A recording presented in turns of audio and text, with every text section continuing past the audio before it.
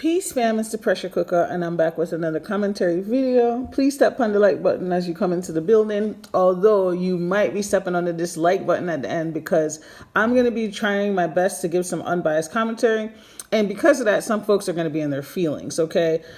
So here we go.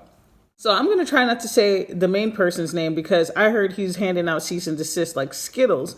And I really don't want to deal with that because I can't really take somebody seriously who has a YouTube platform where they talk about other people and they can't handle commentary about themselves. Like, I can't respect that. I don't think everything is defamation. It's weird. Anyway, so we're going to call that person LR. Y'all know who I'm talking about. Anyway.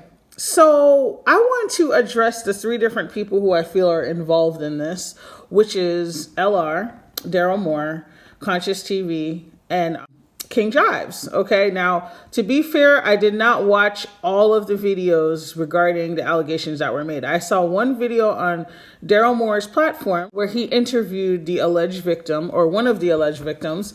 And, you know, I have to be honest, guys, it was very convincing. It was a very convincing interview, and I'm going to talk a little bit about that. But first, I want to say that, you know, Mr. Moore and your associates, you know, it seems like this is the type of work that they typically do. You know, they give a voice to alleged victims. You know, I'm not really as familiar with him. I just started watching him, so I don't really know. And my question is for Mr. Moore and his associates, what is your end goal? Is it healing for the alleged victims, prosecution for the alleged perpetrator, awareness, retribution? What is your end goal? Because initially when I started watching that interview, I thought, wow, this is so great that he's giving a voice to the alleged victims, right? Or victim. And whether we want to believe it or not, we weren't there. We don't know what happened, right? And so to me, I'm all for people getting the opportunity to share their story and their voice. That's number one. However, you know, it does seem like it's been getting very messy lately. It feels like there's a lot of personal things happening between the people that I mentioned, their names.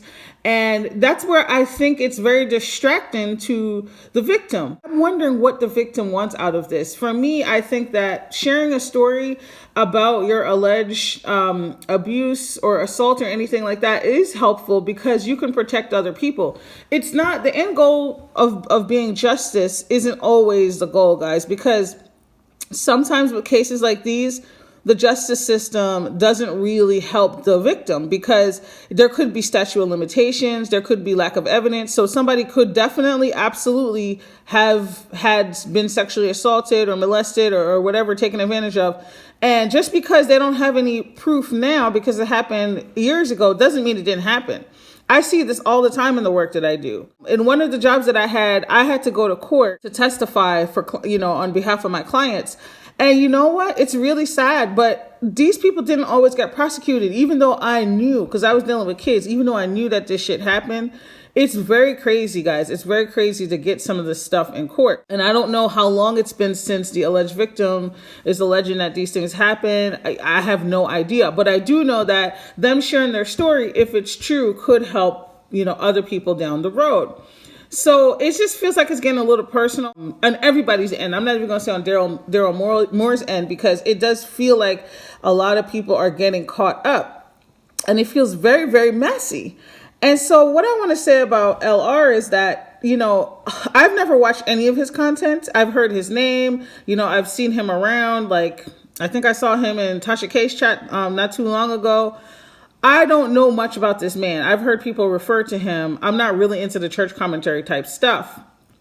And to me, it seems like he's hiding in the shadows and having other people windmill for him. To me, it does seem like he's acting very guilty. I don't know if he's guilty or not, but the actions of trying to silence the alleged victim, that doesn't sit well with me. And let's talk about Conciouz TV. Now, I do like Conciouz TV. Okay, I have been watching him for a long time now. I like some of his content. And the thing is that I get it. When you're cool with somebody, you're going to have their back. Okay. But my thing is, you know, it seems like Conciouz is going real hard for LR. And do you really know what happened? How do you know for sure that this person is lying? You know what I mean? Like, to me, this is a very sensitive situation. This isn't just a situation where somebody stole something, or like somebody actually is saying like they got hurt, and you know, they're alleging a lot of serious things. So this is a situation where I wouldn't be quick to go out and defend somebody. That's just me personally. You know, that's him. He could do whatever he knows. He knows LR. But I'm a little bit leery of that, the way that he's windmilling for him, because it feels like you're attacking the victim. It reminds me of when, you know, I go to court for clients and, you know, we got a trash ass lawyer trying to convince the court that the kid is lying. Like, I don't know, like it just rubs me the wrong way. But again, you know, I've seen some things, so that could be part of it. That being said, if Mr. LR is innocent, I don't want him to be defamed. I don't want, you know, his name to be dragged through the mud if these things aren't true. But we don't know. That's all I'm saying, is we don't really know unless you were there, you know, on the date in question or the dates in question. How do you know that that shit didn't happen? It's the same thing with family members. People get surprised when they hear that this family member did this to that kid and to this person, because they seem like a nice person. They seem giving and kind, when they're a fucking monster. We don't know we don't know. You never know. Some people have two personas. You never know what they're presenting to the world and what they're doing behind closed doors. That's all I'm going to say. Anyway, so that's how I feel about Conciouz TV. You know, I still like him. I still watch his content. Really, I want to see the facts come out. I want to know. That's why I want to know what Darryl Moore's endgame is, because if you're going to bring this to court, you're doing way too much talking and pettiness that is going to later backfire against the alleged victim. Y'all doing way too much. Same thing with King Jives. You know, I don't know what happened there, but he's mad and he's going off and he's saying a whole bunch of stuff. They both going in. Everybody going in.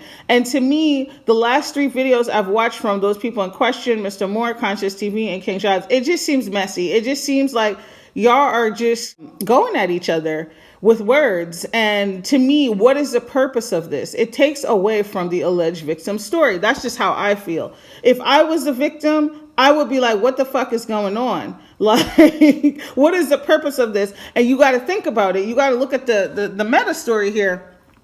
Who is benefiting from the chaos and fuckery?